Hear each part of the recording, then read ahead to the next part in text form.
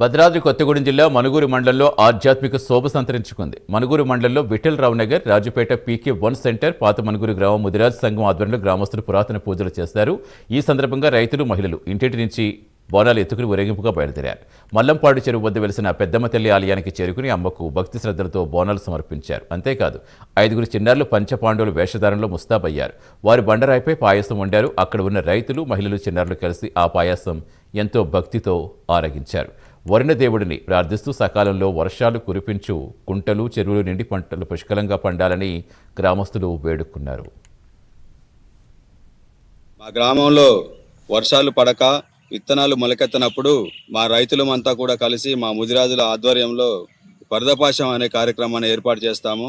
ఈ యొక్క కార్యక్రమంలో భాగంగా మా ముదిరాజుల ఇంటి నుండి, ప్రతి ఇంటి నుండి కూడా పాలు, బెల్లం సేకరించి, అలాగే ప్రతి ఇంటి నుంచి బోనాలు తీసుకొని వెళ్ళి పెద్దమ్మ తల్లికి నైవేద్యంగా సమర్పించిన తర్వాత వరదపాశం కార్యక్రమం అనే దానికోసం మేము అక్కడే కుండలో, ఒక కొత్త కుండలో బెల్లం, పాలు సేకరించినటువంటి వాటిని అన్నిటి తీసుకొని అక్కడే పరమన్నం వండి పాండవులకి నైవేద్యం సమర్పిస్తాము.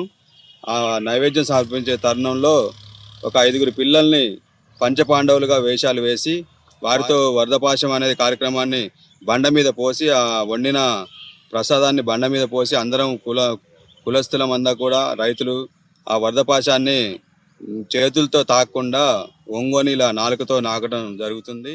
మాకు పెద్దమ్మ తల్లి ఆచారం. వరుణదేవుడు కరుణించినప్పుడు రైతులం మేము ఆ పెద్దమ్మ తల్లిని కొలవటం జరుగుతుంది.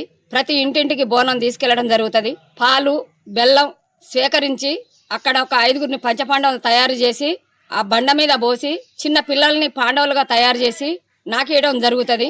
వరుణదేవుడిని కోరుకుంటాం. వరుణదేవుడు పులకరించి ఈ మొక్కలు ఎప్పుడైతే విత్తనాలు వేస్తామో మొలకలు రావో అప్పుడు ఈ వరుణదేవుడిని కోరుకోవటం, పెద్దమ్మ తల్లిని కోరుకోవడం జరుగుతుంది.